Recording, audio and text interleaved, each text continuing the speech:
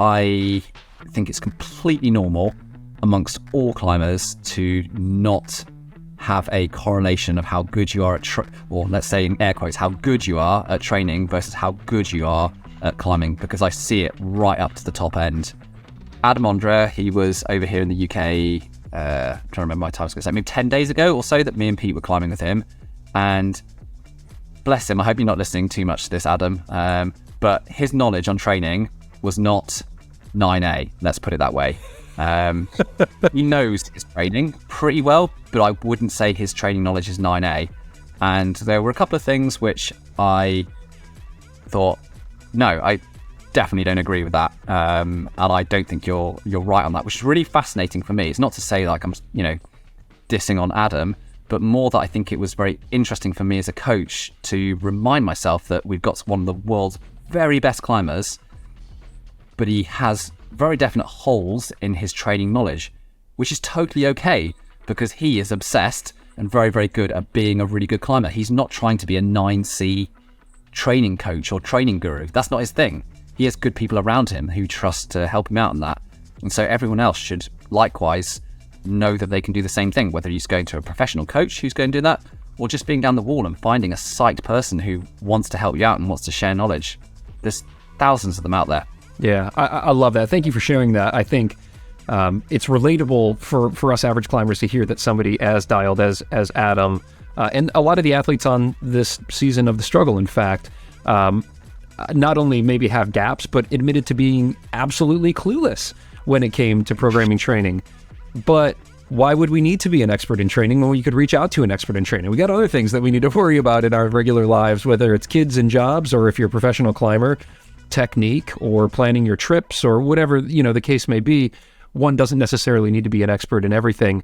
All right, y'all, just a quick 30-second shout out here for today's sponsor, which is the Crimped app. And I'm telling you, I love Crimped. Long before there was a YouTube channel, I was using Crimped to program my training because it takes the guesswork out of things. We're too busy to worry about this stuff. Open up Crimped. You can either load in a program like a sport plan or a boulder plan, or you can choose from the hundreds of exercises and protocols that they have in there to figure out your week. And at the end of each day and at the end of each week, you get to check them off. You know what's happening. You know what's coming. It will level up your training. I love it so much. Check it out. Hit that link. You can download it for free. All right, let's get back to the interview. Yeah, so I think with a lot of climbers, and they've often been very good over their formative years or at training and conditioning the parts of the body which are the limiting factors in their climbing. So that will typically be the forearm muscles, and it goes without saying that strength of forearm flexors has a very strong correlation with how well you'll climb. It's not the only factor by any means, but it's a very strong one. And so you will see them well conditioned in this area. And we've learned over the years that if you do a lot of more heavy conditioning of the forearm on top of that, so stuff like your fingerboarding or campusing, then we see this next level up of performance. So it's almost like that concept of over-preparing the soft tissues and the muscles for the demands of what you're going to do sees really, really good results. But with cases like keen weekend warriors or other professional climbers who haven't done a great deal of climbing, is that through the form or the practice of climbing, we very rarely stress and push our larger muscle groups, so things around the shoulder girdle, core, legs, hips, lower back, etc., beyond the capacity or anywhere close to their actual capacity of those muscle groups when it comes to climbing. And I think what this ends up happening is that we end up, after 10 years of climbing, and we've got to a reasonably decent grade of having very well conditioned forearms, but really relatively poorly conditioned other parts of the body which are actually involved with climbing movement. And what I've seen over the years of training lots of people is that if you can take a bit of a broader approach and almost over-prepare all muscle groups specific to performance in climbing to this capacity, which is above what they'll actually need to do when they go rock climbing, you end up with really, really good athletes, and ones that tend to be a lot more robust, resilient, they perform better, they don't get injured as much. And that is where, in a way, the sort of low-hanging fruit is in terms of a concept. And that's the one where I get quite excited if I can get a professional climber who has got to an already good level, but has only really trained one part of their body to a high degree. And I'm thinking, oh man, this is going to be amazing. If we can just put 2 to 3 years in here with strength and conditioning of the upper back and shoulders, for example, then, you know, the potential is 2-3+ grades on top of what you have. And we won't have to touch your finger strength. So that's a really common factor that you'll see across climbers. And I think it's particularly in our female athletes as well. I love that. How exciting for anybody who's listening to know that there's so much potential out there. And a little surprising to me as well, Tom, because the mind immediately goes to like finger training for whatever reason. I don't know. Maybe that's just because like it's just such a hot topic in climbing. Is anytime finger training is mentioned, you just get like 3x more clicks or 10x more listens, you know. And so we're all looking for that one easy trick to get better. But how about how much training can be climbing specific training, and how much training should be kind of this overreaching or as you say, kind of working beyond what a stimulus could be obtained from climbing?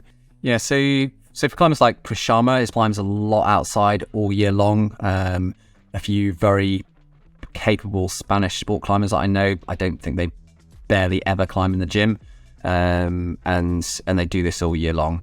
But if you're a climber who has 2 half days of the weekend outside a week, but then the rest of the time is just a couple of 1 hour, 2 hour sessions in the gym, you can't achieve that same amount of time out on rock, getting the movement right, getting the feel on the rock, getting your head into a good place, getting really familiar with the technique that you use on rock. So you have to find a blend of structured, prepared training which isn't specific to rock, and then match it in with your climbing.